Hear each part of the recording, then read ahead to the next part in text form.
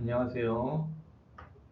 오늘 효율적인 근로복지기금법인 운영 방법에 대해서 설명하게 된 노무법인 한승의 대표노무사 정세호라고 합니다.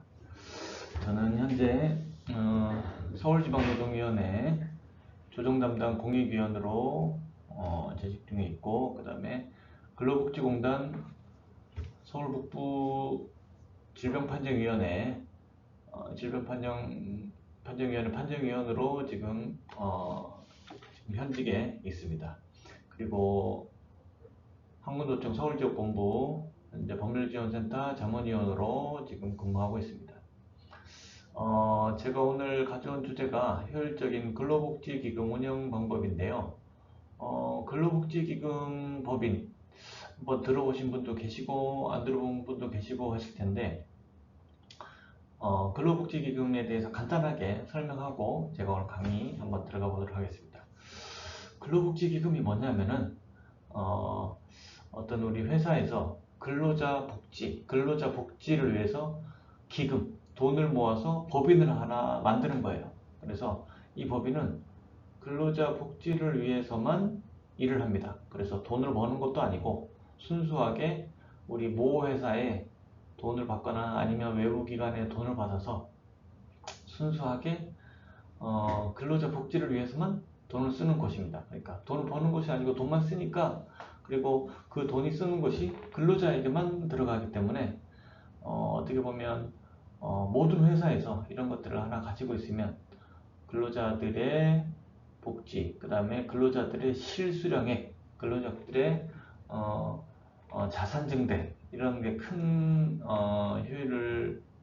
효과를 발생시키게 되겠죠.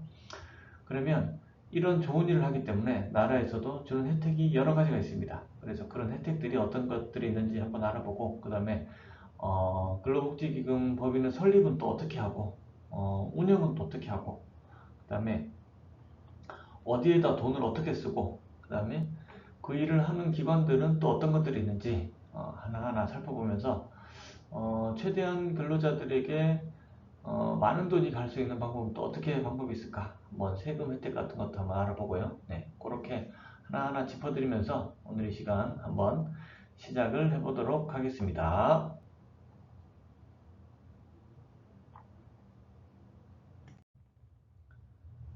자, 목차 먼저 한번 보겠습니다. 오늘 첫 번째는 사내근로복지기금 법인이 정의가 어떻게 되는지, 이게 무엇인지 한번 살펴보고요. 그 다음에 두 번째로 사내근로복지기금 법인을 설립은 어떻게 하는지, 설립 절차에 대해서 한번 알아보고요. 세 번째는 사내근로복지기금 법인의 기관, 그러니까 법인 안에 어떤 기관들이 있고 그 기관들이 각각 어떤 일을 하는지 한번 살펴볼 거고요. 네 번째는 사내근로복지기금을 어떻게 운영할 것인가, 운영이란 말이 어떻게 돈을 쓸 것인가, 그게 핵심이거든요. 그래서 어떤 경우에 어떻게 돈을 쓸 수 있는지, 나라에서 법에서 어떻게 정해져 있는지 그거 한번 또 살펴보도록 하겠습니다. 다섯 번째 마지막으로는 사내근로복지기금을 해산하거나 합병, 그러니까 없어지거나 그 다음에 두 개가 뭉쳐서 합쳐지는 경우, 그래서 이제 사라지는 경우가 되겠죠. 그래서 그렇게 마무리를 하면 다섯 가지 한번 천천히 살펴보도록 하겠습니다. 자, 첫 번째입니다. 사내근로복지기금 법인이 뭐냐? 자, 도입 취지 먼저 한번 볼게요. 기업복지제도의 일종으로서 근로자의 실질 소득 증대, 근로의욕 고취 및 협력적 노사관계 형성 등을 위해 도입했습니다. 여기도 아까 제가 설명드렸던 부분이 나와있죠. 근로자의 실질 소득을 증대해주고 근로의욕을 높여주고, 그 다음에 노사 간에 협력적으로 관계를 형성할 수 있게 돕기 위해서 사내근로복지기금을 만들었습니다. 여기 보면 밑에 이런 경우 어떻게 했는지 한번 볼까요? 그다음에 하나의 사업장 내에서 근로자들을 위해 맞춤 기금을 운영하려는 경우. 두 번째, 사업 실적이 호전되는데 복리후생비를 지급하고 싶은데 매년 정기적으로 지급하기가 힘든 경우. 세 번째, 상반기에 큰 실적을 거두어서 근로자에게 특별상여금이나 복리급을 지급하고 싶은데 이에 대한 세금 감면 혜택을 받지 못하는 경우. 뒤에서도 이제 설명을 차차로 하겠지만은 사내근로복지기금을 설립하는 가장 큰 이유는 절세입니다. 그 다음에 근로자들한테 급여로 나갈 거를 조금이라도 절세를 해서 나가게 해주고, 그 다음에 근로소득에는 세금, 근로소득세뿐만이 아니고 4대 보험료도 붙게 되죠. 그러면 그 4대 보험료에 대해서도 부과시키지 않게 해서 근로자들에게 실질적으로 더 많은 소득이 갈 수 있게 하기 위해서 이 근로복지기금을 설립한 경우가 많습니다. 자, 다음 한번 가보겠습니다. 자, 그러면 우리 사내근로복지기금을 설립하는데 총 3개의 주체가 있어요.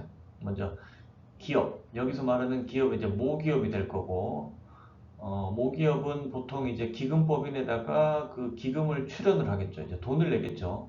왜냐면 기금법인에 돈이 없으니까요. 그래서 기금법인에다가 이 돈은 근로자 복지를 위해서 써라 하면서 이제 돈을 내면 근로자가 있을 거죠. 이제 근로자는 그 돈을 근로복지기금법인으로부터 받는 사람이 될 거고, 세 번째 기금법인은 우리 실질적으로 일을 하는 법인이죠. 새롭게 생긴 법인.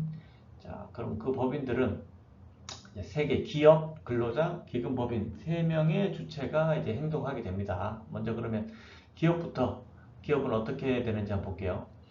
기업은 사내근로복지기금 법인에서 출연하는 출연금에 대해서 법인세를 손비로 인정해 줍니다. 법인세 계산할 때 기금법인에다가 낸 돈은 손비, 그러니까 비용 처리를 다 해준다 이거죠. 그래서 그리고 만약에 또 대기업이 중소기업 사내근로복지기금에다가 출연할 경우에는 출연금의 10% 세액 공제가 가능합니다. 그 밖에 다른 업체들도 이런 등등의 세금 혜택이 가능해요. 뭐 동반 성장 지수 이런 것들도 또 가점도 부여해 주고요. 기업들은. 그래서 절세 혜택을 이렇게 줍니다. 기업한테. 그 다음에 근로자들은 사내근로복지금 법인으로부터 일정한 받은 금품에 대해서는 비과세, 증여세를 비과세합니다. 그러니까 그쪽에서 받은 돈에 대해서는 과세하지 않습니다. 또 정관에 따라 금전을 갖다가 무상이나 또는 저리로 대출받은 경우에는 적정 이자율과의 차액이 1,000만 원 미만일 때는 증여세를 또 비과세합니다. 그러니까 사내근로복지기금으로부터 받은 모든 돈에 대해서 과세하지 않기 때문에 근로자는 훨씬 더 많은 돈을 받게 되는 거죠. 그러니까 또 기금법인은 어떻게 될까요? 기금법인은 출연받은 재산에 대해서는 비과세됩니다. 사내근로복지기금이 받은 재산이기 때문에 누구든지 사내근로복지기금에 돈을 낼 수 있습니다. 모기업도 가능하고, 만약에 개인 주주도 가능하고, 대표 개인도 가능하고요. 만약에 근로자분이 사망하시면서 나는 내가 이제 평생에 우리 회사한테 이번 은혜가 너무 컸기 때문에 내가 가진 재산을 대해서 우리 회사에다가 만약에 기부하고 싶다. 만약 그렇게 되면 기금법인이 받은 재산에 대해서도 증여세가 비과세됩니다. 또 만약에 피상속인이 사내근로복지금에 유증 등을 한 재산에 대해서 상속돼도 비과세하고요. 이렇게 돼서 기금법인이 갖고 오는 재산에 대해서도 과세하지 않기 때문에 기금법인이 재산을 조금이라도 더 늘려서 가질 수 있겠죠. 그 다음에 사내근로복지기금 법인이 고유목적 사업준비금을 송금으로 계상한 경우 법인세법이 정하는 법에 따라 송금으로 산입하게 됩니다. 이런 혜택들이 있습니다. 자, 두 번째, 이제는 사내근로복지기금 한번 설립 한번 해보겠습니다. 설립이 어떤 절차로 진행되는지 한번 살펴볼게요. 자, 먼저 노사협의회나 사업주의 결정에 따라서 설립 합의를 해야 됩니다. 설립 합의. 자, 우리가 이번에 사내근로복지기금 한번 설립 한번 해보겠습니다. 일단 그런 설립 합의를 먼저 하고, 설립 합의를 하면 설립준비위원회가 구성이 되겠죠. 설립준비위원회는 노사 각각 한 2명에서 10인 이하의 사람으로 구성을 하고, 구성한 다음에 준비위원회를 개최하게 됩니다. 그 준비위원회에서는 정관 및 사업계획서를 작성하고 이사하고 감사를 선임하고 출연금 협의 및 결정을 합니다.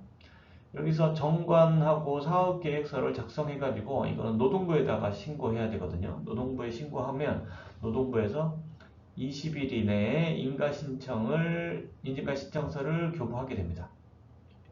노동부 인가신청서가 딱 떨어지면 그 인가증을 받은 다음에 한 수령 후 3주 이내에 설립 등기를 해야 됩니다. 보통 뭐 법무사님을 통해서 하셔도 되고 아니면 직접 하셔도 됩니다. 설립 등기 어려운 일이 아니기 때문에 기금법인의 주사무소 소재지에다가 설립 등기를 하고, 설립 등기를 하면 등기부 등본이 나오겠죠. 그러면 그 등기부 등본을 가지고 기금법인 사무를 인수인계하고, 그 다음에 그 등기부 등본과 그 다음에 우리 대표자 인적사항 이런 것을 토대로 관할 세무서에다가 사업자 등록증 신청을 합니다. 사업자 등록 신청하셔도 되고 아니면 고유번호증 신청하셔도 됩니다. 그래서 뭐 둘 중에 뭐든지 특별히 문제는 없어요. 그래서 없으면 거기 나오면 이제 기금법인 명의로 통장 계좌 개설을 한번 하면 모든 업무는 끝나게 됩니다. 이게 일이 복잡할 것 같지만 그렇게 복잡하지 않습니다. 시간도 탁탁탁탁 이렇게 20일 그 다음에 3주 이내, 14일 이내 이런 기간들이 있기 때문에 기간 지켜서 딱딱 설립하시면 됩니다. 모르시는 것도 있거나 궁금한 게 있으시면 관할 노동부에 문의하셔도 되고, 근로복지공단 담당자들도 이 사내근로복지기금 하시는 분들이 계시기 때문에 그분들과 상의하시면 될 것 같습니다. 다음, 자 이제 그러면 사내근로복지기금 법인 설립 하나하나 이제 한번 들어가 보도록 하겠습니다. 첫 번째, 사내근로복지기금 법인 설립 합의를 하셔야 됩니다. 이 설립 합의는 노사협의회 의결이나 사업주 결정으로 설립하고요. 관련법은 우리 근로자 참여 및 협력 증진에 관한 법률에 여기 나와 있습니다. 노사협의회 의결사항입니다. 사내근로복지기금 법인 설립은요. 그래서 노사협의회 의결로 결정하셔도 되고 아니면 노사협의회가 없는 회사 같으면 사업주의 결정으로 설립하셔도 됩니다. 두 번째, 사내근로복지기금 법인 설립준비위원회 구성. 노사 각각 2명 이상 10명 이하로 구성하고요. 설립준비위원회는 우리 기금법인 설립에 대해서 최고 의사결정기관으로서 설립 후에는 사내근로복지기금 협의회로 전환이 됩니다. 여기서 하는 일은 주로 노사 합의로 설립준비위원회를 개최하여서 기관 정관, 임원 선임, 사업계획서 등을 갖다 준비하고요. 기금 조성을 위한 출연금액의 결정 등을 합니다. 여기서 중요한 것은 정관을 작성하셔야 되는 것입니다. 정관에는 이제 필수적 기재사항들이 있는데요. 필수적 기재사항들이 뭐냐면은 목적, 명칭, 그 다음에 기금법인의 주된 사무소와 분사무소 소재지, 기금의 조성, 관리 방법, 출연 시기, 회계에 관한 사항, 복지기금협의회, 이사 감사에 관한 사항, 이사의 대표 행사 방법, 이런 등등의 것들이 있습니다. 이거 뭐 내용들이 조금 많아가지고요. 여기까지만 설명하도록 하겠습니다. 그 다음에 중요한 거는 가장 중요한 거 어떻게 보면 출연금을 결정하는 것입니다. 출연금은 보통은 모 회사에서 많이 계속 오겠죠. 다른 회사에서 특별하게 우리 사내근로복지기금에 돈을 보낼 일은 없으니까요. 그래서 모 회사에서 우리가 노동부에서 공고하는 계중은 직전 연도, 사업 연도 법인세 또는 소득세 순이익의 한 5% 정도 기준. 그래서 플러스 마이너스 5% 정도 순이익이 났을 때 그 정도를 출연금으로 매년 내자는 갖다가 협의를 설립준비협의위원회에서 결정해야 됩니다. 근데 만약에 5% 조금 안 된다 해도 관계없고 플러스 마이너스 5%이기 때문에 이거는 권고사항입니다. 만약에 회사가 잘 내면 또 더 낼 수도 있는 거고 회사가 안 된다고 하면 적게 내셔도 관계는 없습니다. 그리고 반드시 현금만 납부하셔야 되는 것은 아닙니다. 유가증권이라든지 부동산, 그 다음에 정관에서 정한 자산 등등 다양하게 모두 가능합니다. 어떻게 돈을 낼지는 그 출연자의 어떻게 보면 마음이죠. 그래서 출연자, 제3자가 낼 수도 있는 거고요. 그래서 다양하게 가능하니까 그리고 그 다양하게 만약에 유가증권이나 아니면 부동산이나 이런 걸 사내근로복지기금에서 취득한다고 하더라도 그것을 환가해서 그러니까 돈으로 바꿔든지 팔든지 해가지고 재원을 마련해서 근로자 복지에 사용하면 되기 때문에 큰 문제는 없습니다. 자, 다음 세 번째, 사내근로복지기금 설립준비위원회. 설립준비위원회 주된 업무는 기금정관 임원을 선임하고요. 그 다음에 사업계획서를 작성하고 그 다음에 기금 출연안을 갖다가 의결하는 것이 주요 업무입니다. 그 다음에는 설립 인가 신청을 해야겠죠. 설립 인가 신청은 관할 노동부에다가 하는데요. 관할 노동부 근로자선 지도과에다가 하시면 됩니다. 이때 구비 서류는 어떤 것들이 있냐면은 설립 인가 신청서, 그 다음에 정관, 그 다음에 우리 위원들의 신분 확인 서류, 재직증명서나 근로계약서가 들어가도 무방합니다. 신분증이 들어가도 괜찮고요. 그 다음에 기금 출연 확인서 또는 재산 목록, 그 다음에 사업계획서, 예산서 등을 제출하시면 됩니다. 요걸 갖다가 노동부에 제출하시면 노동부 담당자가 검토를 한 이후에 인가증을 교부하게 됩니다. 인가증을 수령한 다음에는 설립 인가증을 가지고 우리 이제 등기 하러 가야겠죠. 등기하러 가시면 되는데 혹시나 간혹 인가 받은 후에 부득이하게 사정병으로 기금법인 설립이 곤란할 경우에는 기금설립준비위원회에서 기금 설립을 취소한다는 의결을 거친 다음에 관할 고용노동부에다가 인가증을 반납하고 인가 취소 요청을 할 수도 있습니다. 그거는 그래서 그때만 가능하고, 이걸 왜 그러냐면은 한번 설립이 된 그 사내근로복지기금법에는 이걸 폐업한다든지 없애는 게 매우 어렵습니다. 모기업이 없어지지 않은 이상 매우 어렵기 때문에 이때 설립인가 취소를 하시라. 이때 한번 길을 열어주는 거죠. 이때 아니고서는 폐업하기가 아주 어렵습니다. 자, 다음 이제 설립 등기입니다. 설립 등기는 설립인가증을 교부받은 날로부터 3주 이내에 주된 사무 소재지 관할 등기소에다가 설립 등기 신청을 하시면 됩니다.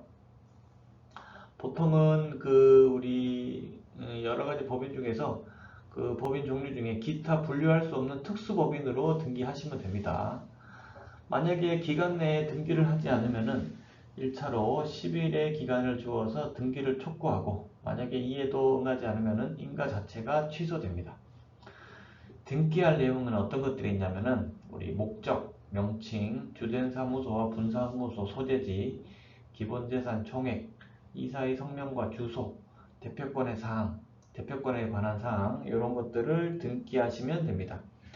설립 등기가 완료되면은 기금법인 설립이 완료되며 기금법인은 우리 모회사와는 독립된 권리와 의무의 주체가 됩니다. 우리 등기할 때 필요한 서류는 기금법인의 정관, 그 다음에 설립인가증 원본, 그 다음에 등기 서류, 이런 것들이 필요하게 됩니다. 자, 그 다음에 8번째, 기금법인 사무인수인계. 아까 기금법인이 설립되면은 아까 준비위원회에서 했던 그 서류들을 갖다가 전부 기금법인의 이사에게 사무를 인계하면 됩니다. 그래서 보통은 통상적으로 준비위원회에서 하셨던 분들이 그대로 하시기 때문에 크게 문제는 없습니다. 그 다음에 9번째, 사업자 등록증 신청. 설립 등기 마친 이후에 20일 안에 관할 세무서에다가 사업자 등록 신청을 하시면 됩니다. 수입 사업을 하지 않은 경우에는 고유번호증으로 발급 신청하시면 됩니다. 그 다음에 10번째, 기금법인 명의의 예금계좌 신설. 우리 금융기관, 각종 은행에다가 기금법인 명의의 예금계좌를 개설한 후에 출연금 납입을 위한 계좌번호를 사업주에게 통지하면 됩니다. 그러면 모법인 사업주께서 이쪽으로 출자하시면 되겠죠. 출연하시면 되겠죠. 그 다음에 11번째, 출연금의 납입. 개설된 우리 통장에다가 예금 계좌에다가 출연금을 입금하면 됩니다. 그러면 그 입금된 돈을 가지고 근로자 복지에 계속 사용하시면 되겠죠. 자, 이제 세 번째, 사내근로복지기금법인의 기관에 대해서 알아보도록 하겠습니다. 기관은 크게 사내근로복지기금 협의회와 그 다음에 이사, 감사로 구성되어 있습니다. 이거는 법정기관입니다. 사내근로복지기금 협의회 위원과 이사, 감사는 이제 비상급 무보수이며 사용자는 이런 직무 수행을 이유로 불이익한 처우를 해서는 절대 안 됩니다. 기금법인 운영을 위해서 만약에 시간을 사용했다고 하면 이 시간은 근로를 제공한 것으로 보게 되어 있습니다. 먼저 사내근로복지기금 협의회에 대해서 한번 알아보도록 할게요. 사내근로복지기금 협의회는 보통 동수, 근로자와 사용자 대표하는 동수로 구성되는데 사내근로복지기금 협의회는 기금법인에서 한영하는 모든 그 의사결정에 대한 최고 의사결정기관입니다. 그래서 여기서 의결하는 것을 우리 기관인 대표와 이사와 감사가 이제 수행하면 되는 거예요. 보통 그 노사협의회가 있는 회사에서는 노사협의회위원을 사내근로복지기금 협의회 위원으로도 할 수 있습니다. 근로자위원 같은 경우에 그렇다는 얘기겠죠. 그러니까 근로자위원 같은 경우 만약에 그렇지 하지 않으면 근로자위원은 근로자들이 직접 비밀 무기명 투표로 선출하는 것이 좋습니다. 만약에 재직 중인 근로자가 꼭 되어야 하고요. 만약에 뭐 부당이고 부진청 중인 근로자나 아니면 퇴직한 근로자는 불가합니다. 사용자위원은 사용자, 그 다음에 그 모법인 회사의 대표자나 그 다음에 대표자가 위촉하는 자로 구성을 합니다. 보통 비상근 하시기 때문에 회사 경영 담당하고 있는 사람분이 계시면 그분으로 위촉하셔도 관계없습니다. 임기는 보통 자율적으로 정하는데 연임 제한도 따로 없습니다. 그래서 보통 결혼이 되기 30일 전에 보궐선거를 하거나 위촉을 하셔야 합니다.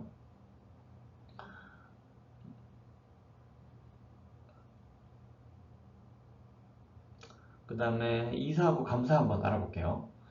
두 번째, 이사는 근로자와 사용자를 대표하는 같은 수로 구성을 하셔야 하고요. 사내근로복지기금 협의회 위원이 이사로 겸임도 할 수 있는데 감사 겸임은 불가능합니다. 이사 선임은 사내근로복지기금 협의회 결정사항이므로 근로자위원과 사용자위원회 과반수 출석과 출석위원 3분의 2 이상의 찬성으로 선임하게 됩니다. 보통 대표이사가 되겠죠. 이사는 정관이 정하는 바에 따라서 기금법인을 대표하고 기금법인의 관리, 운영, 예산의 편성 및 결산, 사업보고서 작성, 그 밖에 정관으로 정하는 사항 및 사내근로복지기금 협의회가 협의 결정하는 업무를 수행합니다. 의사결정은 이사회의 과반수를 결정하고요. 임기는 정관에 따르면서 연임 제한은 없습니다. 만약에 이사가 해임하거나 바뀌게 되면 3주 이내에 변경 등기도 하셔야 됩니다. 세 번째, 감사는 근로자와 사용자 대표하는 1인으로 구성하고요. 감사도 똑같이 정관에 따라서 업무 수행을 하시고 연임 제한은 없습니다. 감사가 하는 일은 정기 및 수시감사 실시를 하고 감사 보고서를 작성하고 감사 결과 부정이나 부당한 방법을 발견할 때에는 이사한테 시정 요구하고 협의회 및 감독관청에게 보고 및 이를 위한 협의회 소집 요구 등을 수행하게 됩니다. 사내근로복지기금 협의회 위원이나 그 다음에 이사는 감사를 견임해서는 안 됩니다. 이사와 감사는 책임도 있는데요.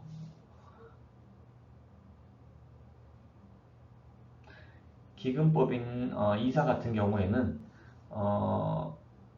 만약에 기금법인의 사업 범위를 위반해서 운영하거나 사내근로복지기금의 운영 방법을 위반해서 운영하거나 기금법인이 업무 수행에 불필요한 부동산 소유하거나 직무 수행과 관련하여 알게 된 비밀 누설하거나 기금법인의 사업과 관련해서 겸직 또는 자기 거래를 하는 경우에는 1년 이하의 징역 또는 1천만 원 이하의 벌금에 처해질 수도 있습니다.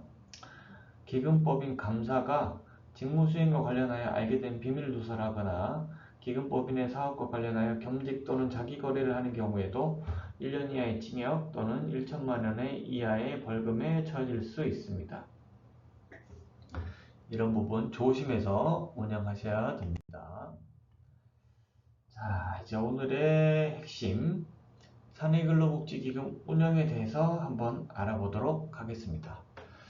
자, 사내근로복지기금의 사업엔 일단 돈이 있어야 되겠죠. 돈이 있어야지 뭘 할 테니까 출연받은 돈을 가지고 원칙적으로는 기금 그 마련된 그 재원의 수익금을 가지고 운영을 하는 것이 원칙입니다. 오른쪽에 원칙이 있죠. 그래서 기금 운영을 해서 수익금이 발생을 해야 돼요.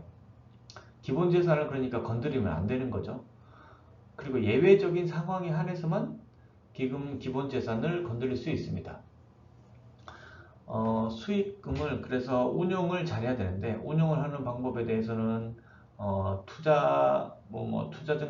증권회사라든지 아니면 은행에다 이자를 받든지 아니면 부동산을 받은 것 같은 경우에는 부동산의 월세 수익금이라든지 그런 수익금을 가지고 운영하면 됩니다. 근데 보통 일반적인 회사 같은 경우에는 기금이 작은 경우가 많고 그 작은 매년 투입하는 우리 그 이익금을 가지고 그 이익금 내에서 돈을 써야 되기 때문에 원칙적으로 운영되는 회사가 많지는 않습니다. 그래서 대부분은 기본 재산을 사용할 수밖에 없는데요. 그러면 그 예외적인 사용 방법에는 어떤 것들이 있지 하면은 출연금의 50%까지 쓸 수 있는 경우, 그 다음에 80%까지 쓸 수 있는 경우, 두 가지 경우가 있습니다. 그래서 50%까지 쓸 수 있는 경우는 해당 연도에 출연금이 있으면 출연금의 50%까지는 쓸 수 있고, 해당 연도에 출연금이 있고 선택적 복지제도를 운영하거나 그 다음에 아니면 협력업체 근로자한테 수혜를 확대하거나 중소기업인 경우에는 80%까지 해당 연도 출연금의 80%까지 사용할 수 있습니다. 만약에 기본재산 총액이 해당 사업, 모 회사의 사업의 자본금의 50%를 초과한다. 이때는 자본금 초과액도 사용할 수 있습니다. 또 근로자 1인당 기본재산이 300만원 이상인 경우다. 이런 경우에 협력업체 근로자까지 수혜 대상을 확대하면 5년간 기본재산 총액의 20%까지도 쓸 수 있습니다. 다양하죠. 그러면 이렇게 우리가 모은 돈은 어디서 쓸 수 있느냐? 목적 사업에만 사용해야 됩니다.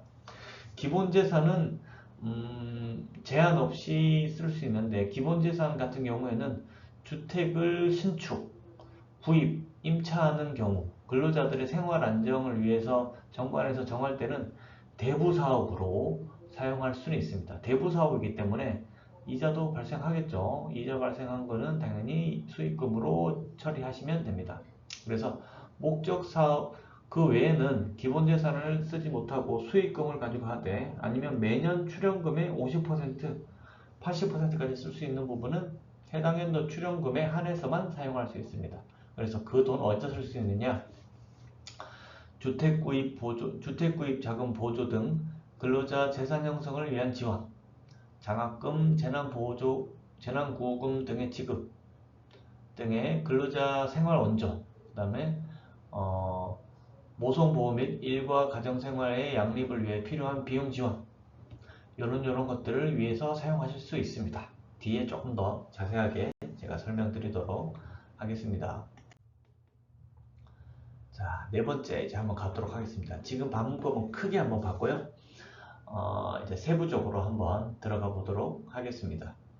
사내근로복지기금의 운영에서 이제 운영은 원칙적으로는 수익금을 가지고 사용하는 것이 원칙입니다. 아까 말씀드렸죠. 그래서 출연금을 가지고 출연금의 수익금, 그래서 보통 출연금을 건드리면 안 된다는 것이 우리 노동부에서 이제 정하는 원칙이고, 예외적으로 아까 기본재산 당해년도 출연금이 있는 경우에 한해서 50%, 80%까지 쓸 수 있다. 이렇게 보시면 됩니다. 밑에 지류예시 한번 보도록 하겠습니다.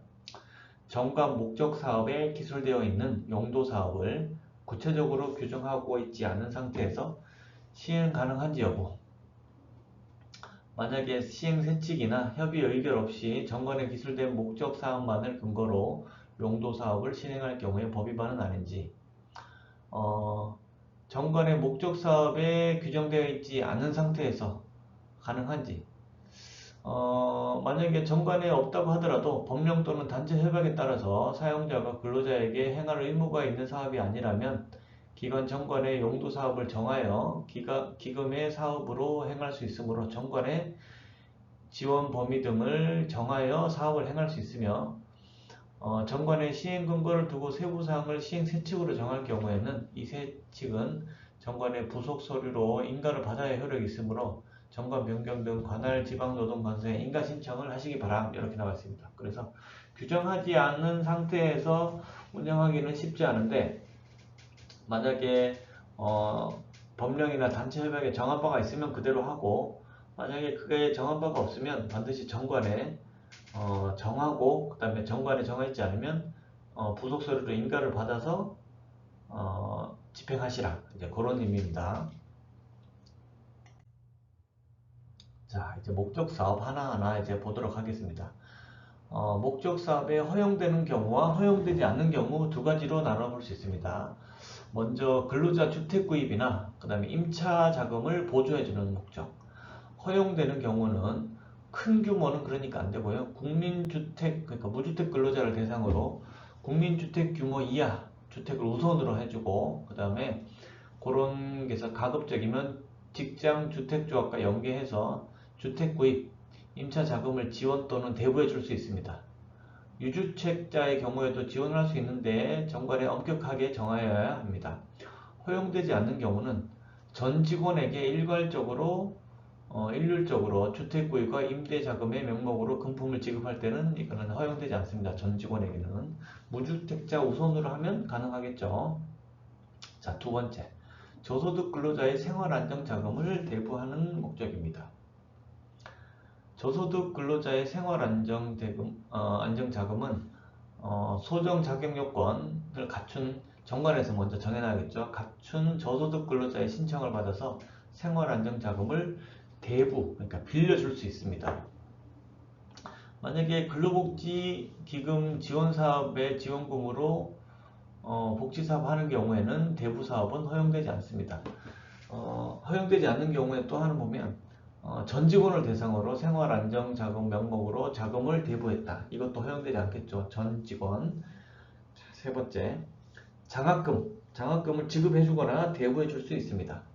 근로자 또는 그 자녀의 초중고 대학교 아니면 입학금을 지급해주거나 대부해 줄 수 있습니다.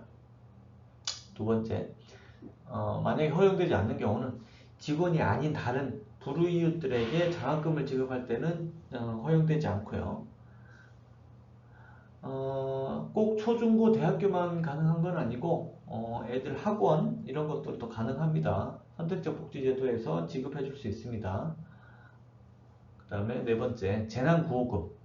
천재지변이나 돌발사고 등을 당한 직원한테 재난구호금을 지급할 수 있습니다.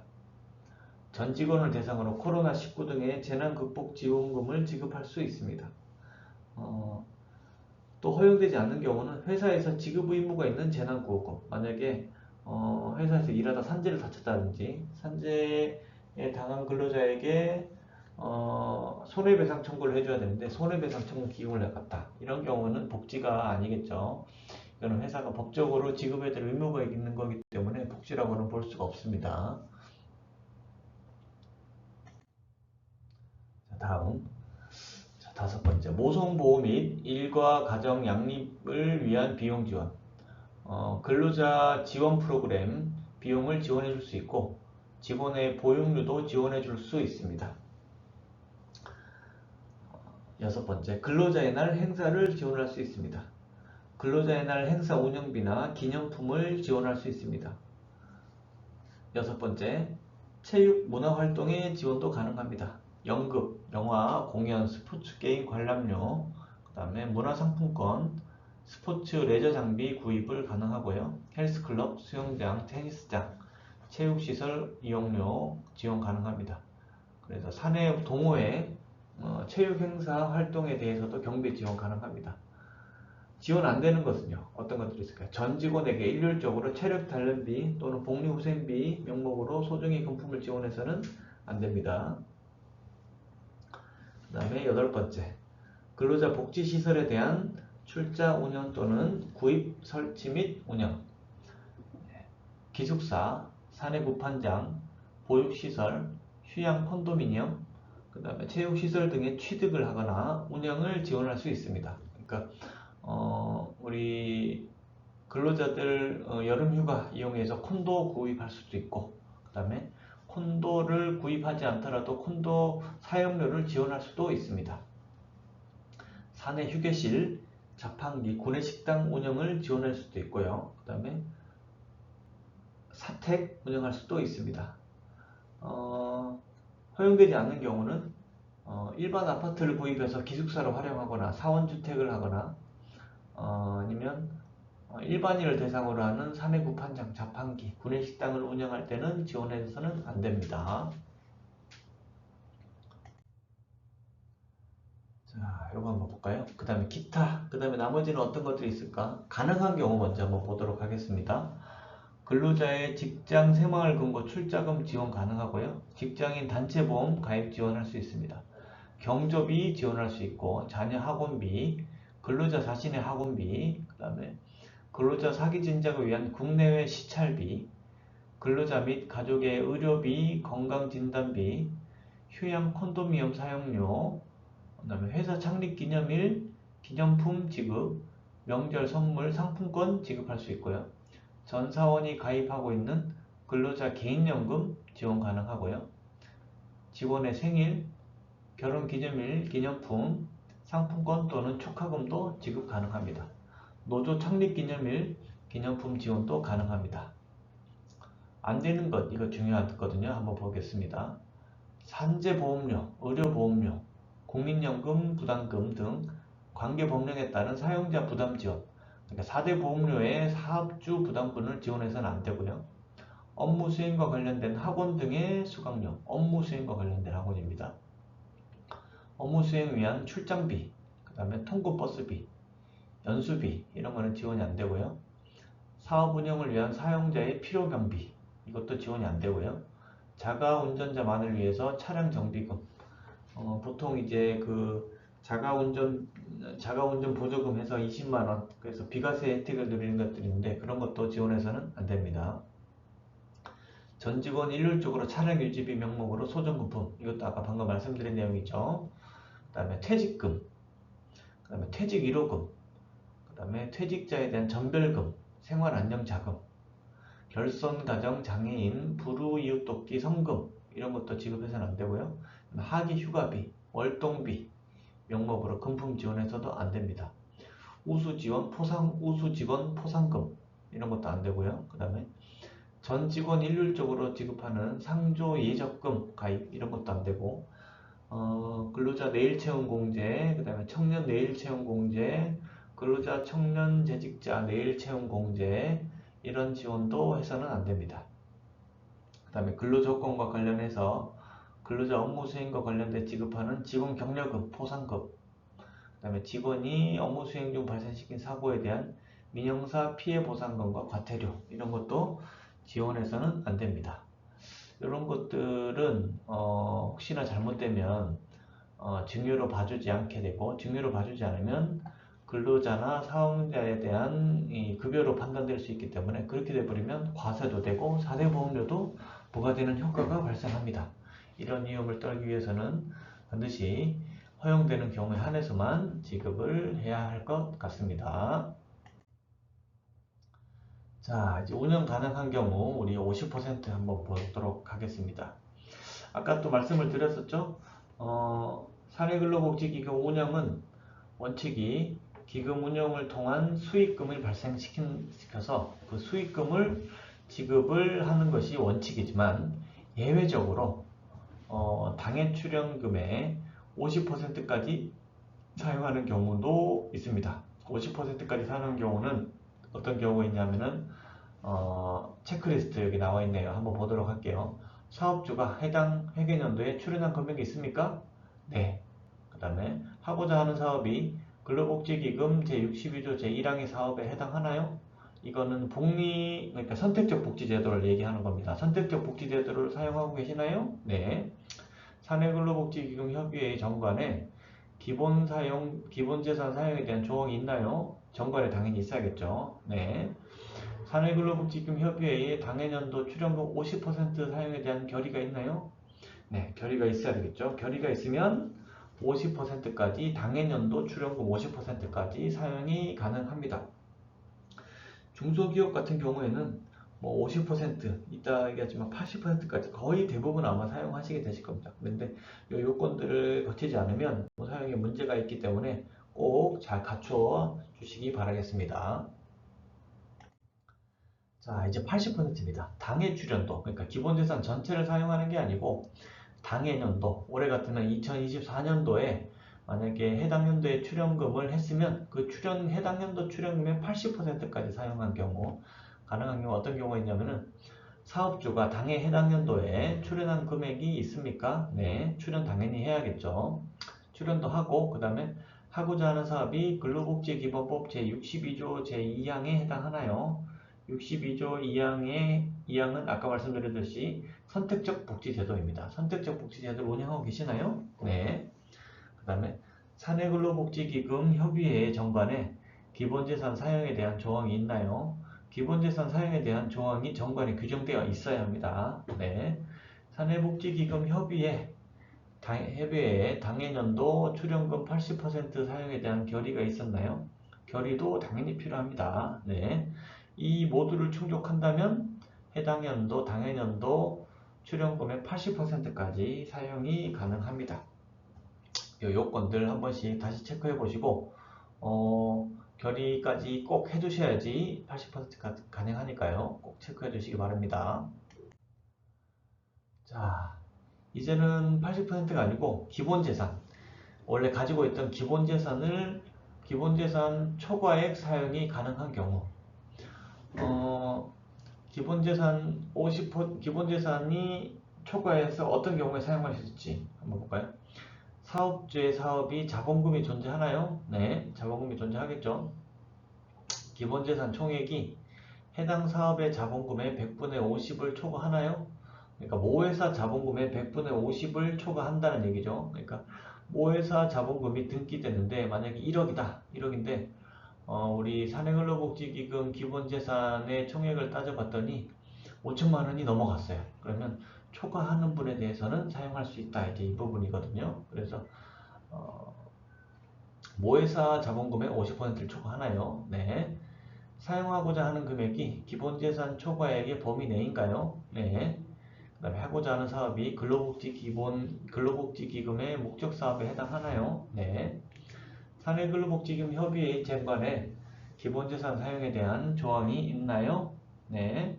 사내근로복지기금 협의회의 기본재산 초과액 사용에 대한 결의가 있었나요? 네.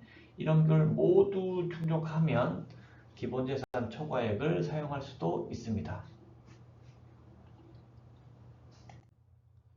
자, 이제 5년간 기본재산 20% 사용 체크리스트 한번 보도록 하겠습니다.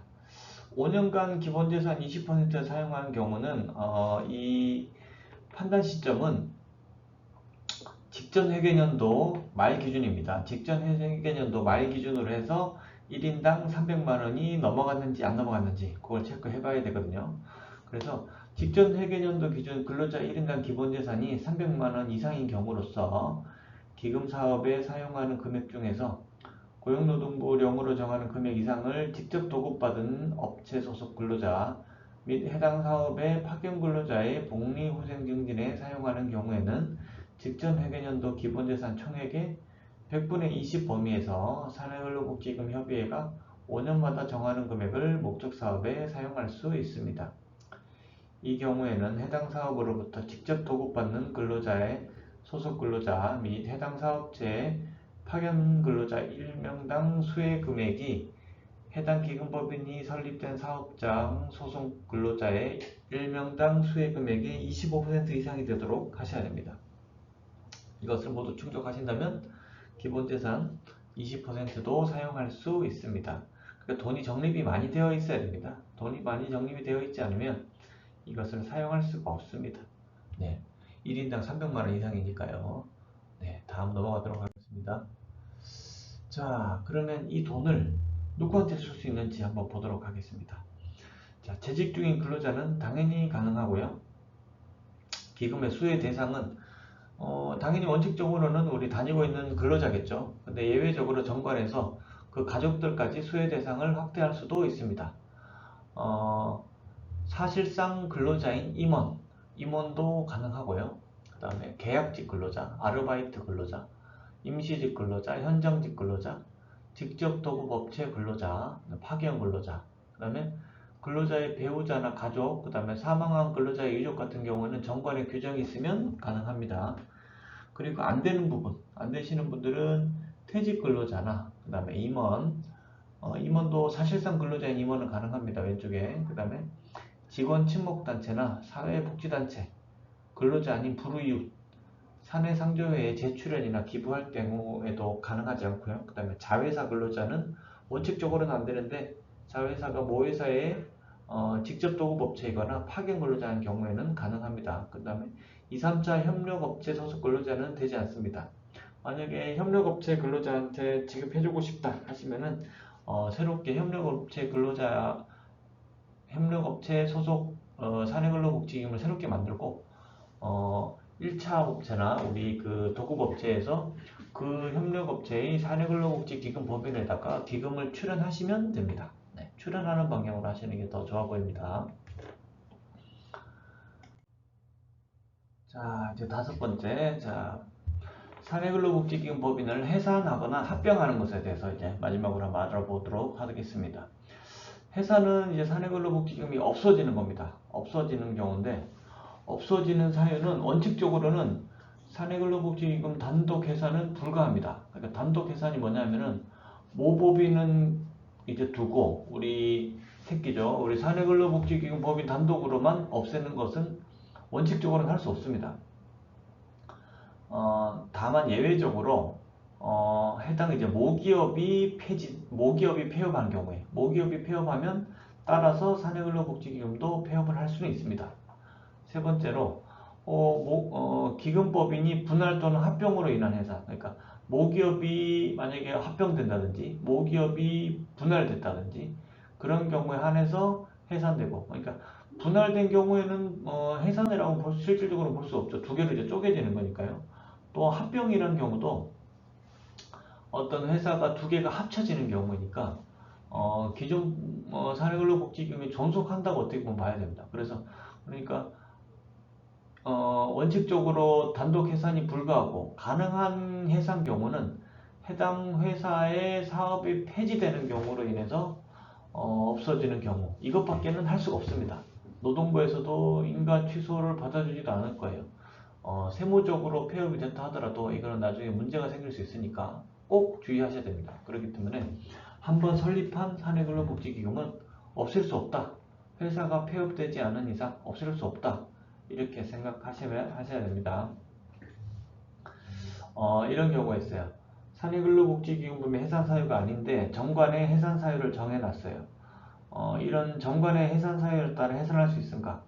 해산할 수 없습니다. 정관의 해산 사유를 정해놨다고 하더라도요. 그래서 한번 설립한 거는 폐업할 수 없기 때문에 꼭 끝까지 유지하셔야 된다. 죽으면 같이 죽고 살아도 같이 산다. 이렇게 보시면 됩니다. 자, 그러면 해산 사유, 만약에 해산됐으면 이 돈은 어디로 갈지, 해산됐으면 그 남은 우리 사내근로복지기금에 남은 돈이 있을 거잖아요. 첫 번째 미지급 임금이 있으면 미지급 임금을 우선해서 지급할 수 있습니다. 만약에 미지급 임금을 청산했는데도 돈이 남아있으면 50%까지는 근로자 생활안정자금으로 지원 가능하고요. 만약에 미지급 임금 등이 없으면 정관에서 사용한 지정처가 있으면 그 지정한 자에게 주면 되고, 지정한 자가 없다고 하면 근로복지진흥기금에 귀속이 됩니다. 나라로 귀속되는 거예요. 그래서 이런 절차로 흘러간다 보시면 됩니다. 그리고 만약에 해산이 되면 민법상 해산 규정을 준용해가지고 청산인이 그 사유하고 자녀재산의 처리 계획 등을 명시하고 그 명시한 해산 신고서를 고용노동부 장관에게 신고하면 됩니다. 해산할 때는 사내근로복지기금 해산신고서, 그 다음에 해산 증명할 수 있는 서류, 재산 목록, 정관, 자녀재산 처분 방법 및 처분 계획서 이런 것들을 명시해서 처리하면 됩니다.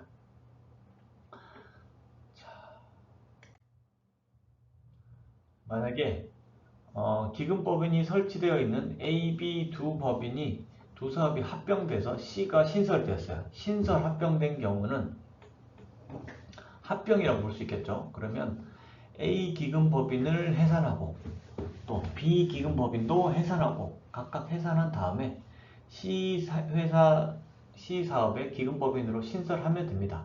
A 폐지, B 폐지, C 신설 이런 식으로 정해주면 돼요. 두 번째, 기금법인이 설치되어 있는 A사가 기금법인인 B사에 합병되는 경우 A사와 B사가 합병되었기 때문에 A 기금법인은 합병 결의를 하고 B 기금법인도 합병 결의를 하고 B 기금법인으로 합병시키면 됩니다. 합병할 때 해산하고 합병해도 되고요. 방법은 두 가지 정도 보시면 될 것 같습니다. 자, 오늘 여기까지 빠르게 좀 알아봤는데요.